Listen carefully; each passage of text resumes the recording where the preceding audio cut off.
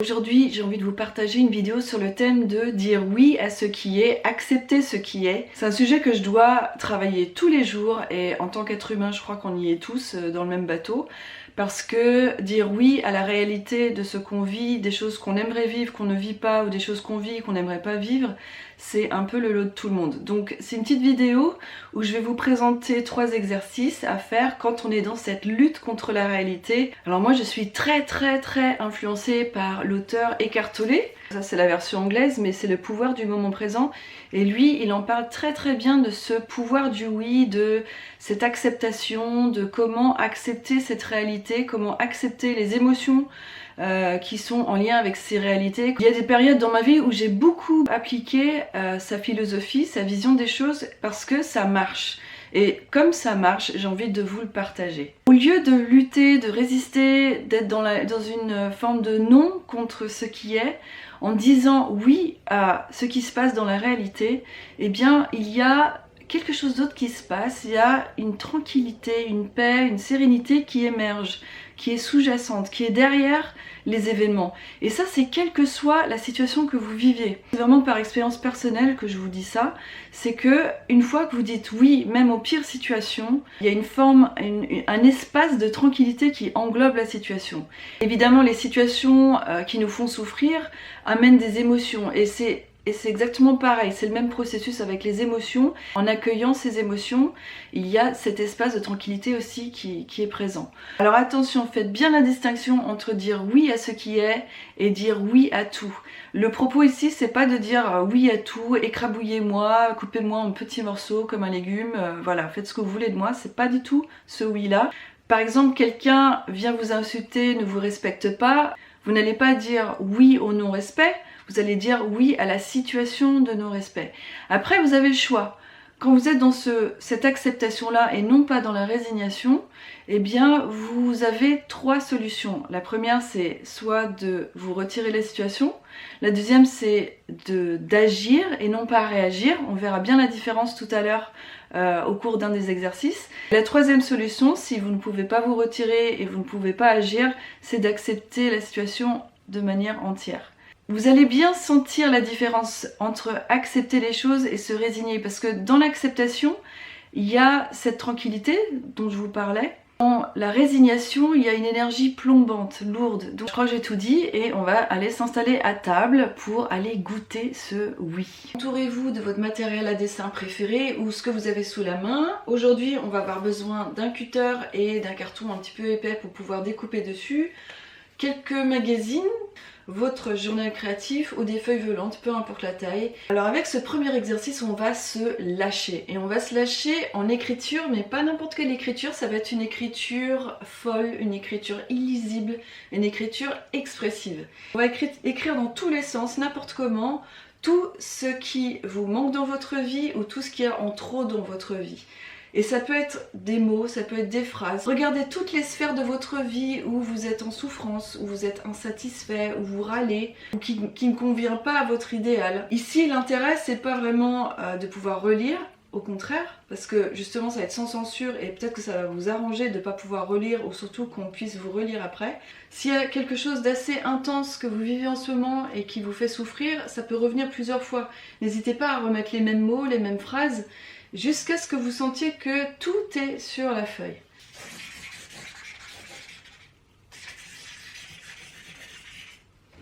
Vous voyez, je n'y vais pas de main morte, hein. J'y vais, je mets l'énergie dedans.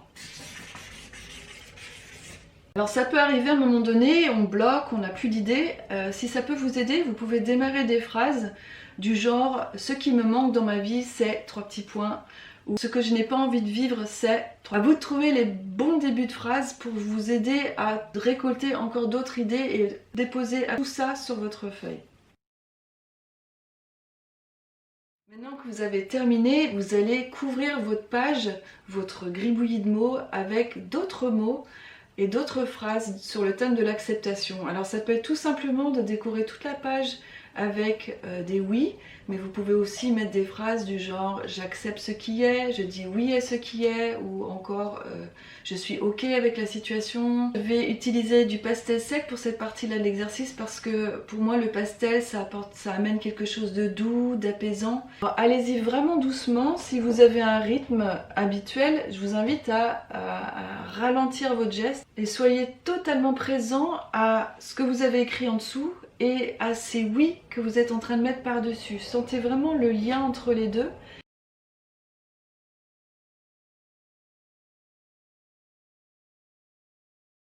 Pendant que je suis en train de faire cet exercice, je sens concrètement cet espace dont je vous parlais de tranquillité. Je sens que je respire avec plus d'amplitude, je respire beaucoup mieux, plus profondément. Je sens aussi que mon rythme cardiaque ralentit et qu'il y a un vrai calme intérieur qui s'installe. Si malgré ça vous sentez encore une tension à l'intérieur, vous sentez que ça ne lâche pas, respirez avec vos mots. Quand vous écrivez un oui par exemple, eh bien inspirez pour une lettre profondément et sur une autre lettre, expirez. Inspirez sur la lettre d'après.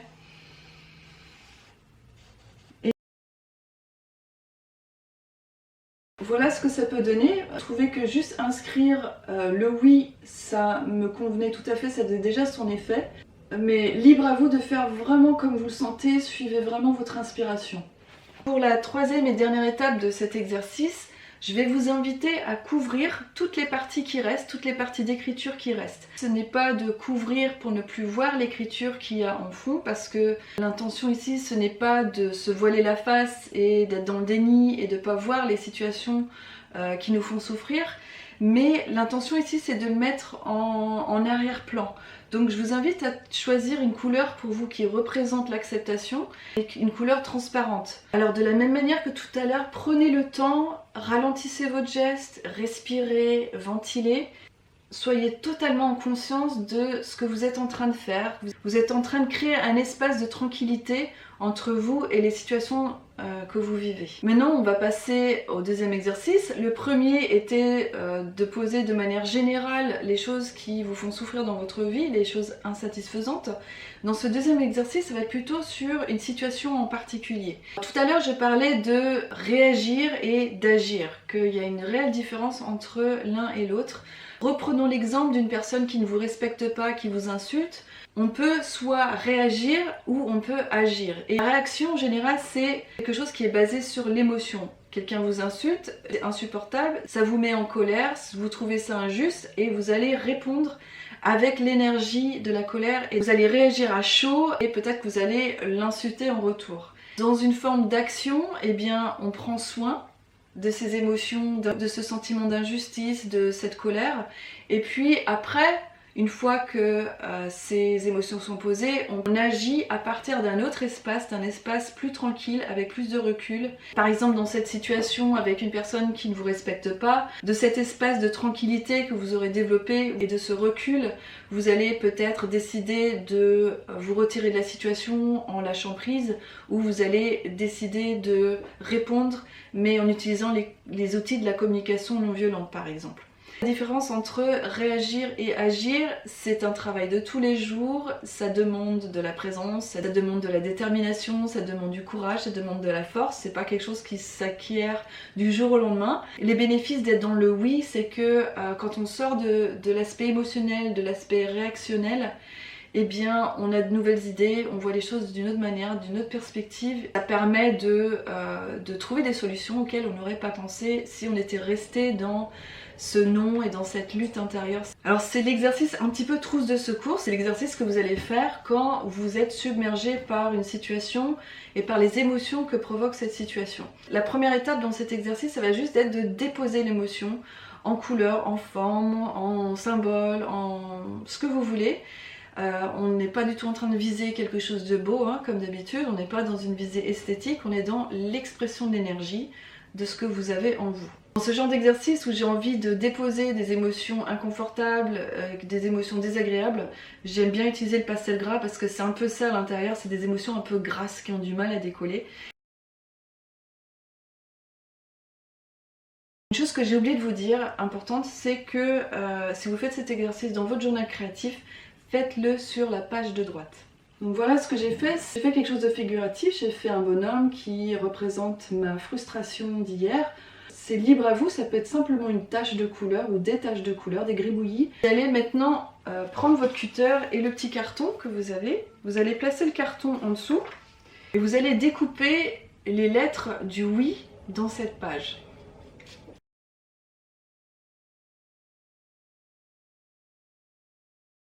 Si vous êtes dans votre journal créatif, vous avez une feuille en dessous, donc ça va faire, vous allez voir apparaître la feuille. Et si vous avez fait ça sur une feuille volante, vous allez placer une deuxième feuille en dessous. Vous allez mettre des couleurs apaisantes, des couleurs pour vous qui représentent ce calme, cette tranquillité, à travers le oui.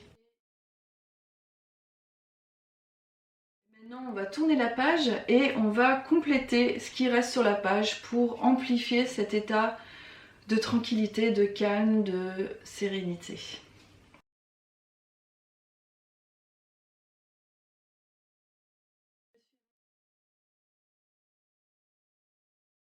J'espère que ça vous fait autant de bien que ça me fait du bien, parce que je sens vraiment l'énergie du oui. Je ressens non seulement de la tranquillité, mais je ressens de l'enthousiasme et de la joie. Cet exercice est pour les personnes qui vivent une situation très difficile, qui leur amène beaucoup de souffrance et qui se disent mais moi je ne peux pas accepter ce que je suis en train de vivre, c'est trop difficile, je suis en incapacité d'accueillir la situation et les émotions qui vont avec. C'est là que j'ai envie de vous ressortir la citation de Marc Aurèle que j'ai déjà sortie dans ma vidéo précédente, qui est que la force me soit donnée de supporter ce qui ne peut être changé et le courage de changer ce qui peut l'être, mais aussi la sagesse de distinguer l'un de l'autre. Dans cette vidéo-ci, on va se focaliser plus sur cette force dont on a besoin quand on est en train de vivre quelque chose de difficile. Et pour ça, je vous invite à choisir une image dans vos magazines ou d'imprimer, comme je l'ai fait, j'ai imprimé l'image d'un lion. Si vous avez fait l'exercice précédent, vous pouvez reprendre le découpage des 3 lettres du oui. À vous d'agencer ça comme vous le sentez. Vous allez noter dans l'espace vide, l'espace qui reste, vous allez imaginer que ce symbole vous parle. Qu'est-ce que ce symbole pourrait vous dire pour vous aider dans votre situation? Ça peut être aussi juste des encouragements, une parole bienveillante, une parole de soutien par rapport à ce que vous vivez.